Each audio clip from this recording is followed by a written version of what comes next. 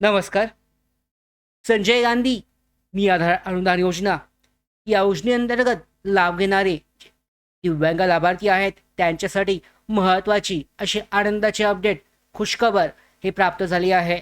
पाहू शकता कालच्या व्हिडिओमध्ये आपण पाहिलं होतं की शासन निर्णय निधी वितरणासाठीचा शासन निर्णय हा जाहीर करण्यात आला होता.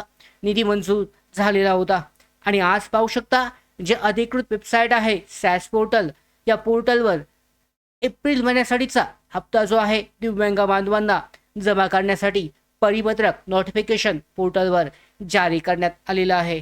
तर पहिल्यांदा हे परिपत्रक पाहूयात आणि तारीख जी आहे म्हणजे कधीपासून लाभार्थ्यांच्या बँक खात्यामध्ये दिव्यांग लाभार्थ्यांचा पेन्शनचा हप्ता हा जमा होणार आहे याची तारीख सुद्धा जाणून घेऊयात.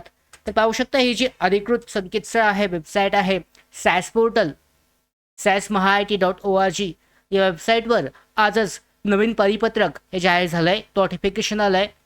यानुसार आपणास सूचित करण्यात येते की डीबीडी प्रणालीवर दिनांक 23 एप्रिल 2026 म्हणजे आजची तारीख रोजी सायंकाळी म्हणू शकता 5 वाजल्यापासून ते 24 एप्रिल 2026 म्हणजे उद्या रात्री 9 वाजेपर्यंत पोर्टलवरील लाभ वितरण करण्याची कारवाई करण्यात येणार असून सदर कालावधीसाठी पोर्टल सक्रिय राहणार नाही.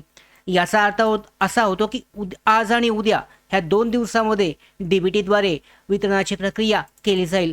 म्हणजेच लाभार्थ्यांच्या बँक खात्यामध्ये तुम्ही जर तारीख पाहिली 23-24 म्हणजे 25 तारखेला याचा अर्थ शनिवारपासून लाभार्थ्यांच्या बँक खात्यामध्ये दिव्यांग बांधवांचा जो हप्ता आहे पेन्शनचा हप्ता 2500 रुपये हा जमा व्हायला सुरुवात होणार आहे.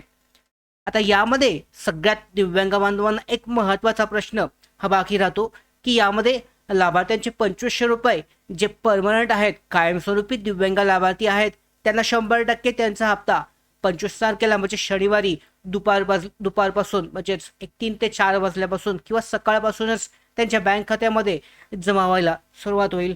मात्र यावेळेला प्रश्न असा आहे की नवीन जो शासन निर्णय काढला होता यानुसार जे टेम्पररी तात्पुरते दिव्यांग लाभार्थी आहेत यांचे हप्ते चालू राहतील का बंद होतील याच महिन्यापासून.